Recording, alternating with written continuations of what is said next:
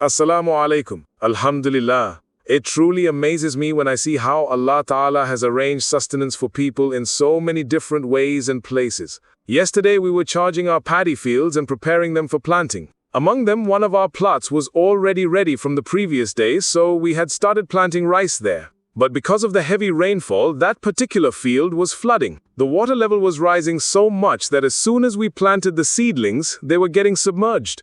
That's why we had to temporarily stop planting rice there. On that side, there was a drain. Normally, this drain allows water to pass from one plot to another, but since it was blocked, the water was getting stuck in one field, the very field where we were trying to plant. As a result, water was overflowing into the paddy field and we couldn't continue planting. So instead of planting, the work we took up was cleaning that drain. This drain is the main passage that lets the water from one plot flow into another. While cleaning that drain, perhaps you noticed some yellow and green fruits. These were actually the fruit wasn't used, so soil had filled it in. This soil was mostly from rats. Rats had burrowed and filled up the drain with dirt. But Alhamdulillah, we completed the cleaning. As we were leaving, we noticed the flowing stream, and some people tried to catch fish there. But the fish were very tiny, the kind you usually see in the rainy season, swimming up and down in the current.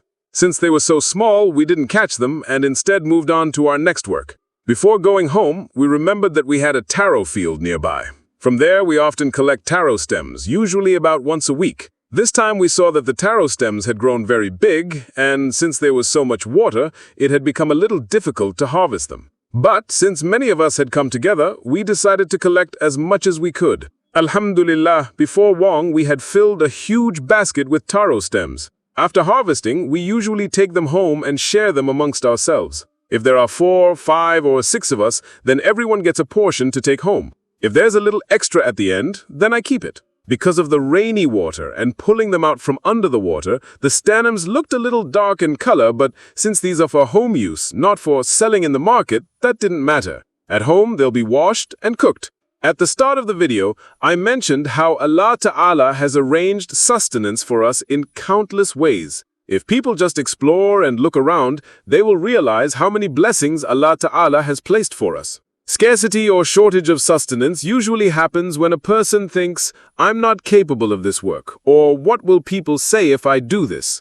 In reality, no work is small if it is halal. Whatever you do, if it is lawful, Alhamdulillah, Allah Ta'ala will provide you through it.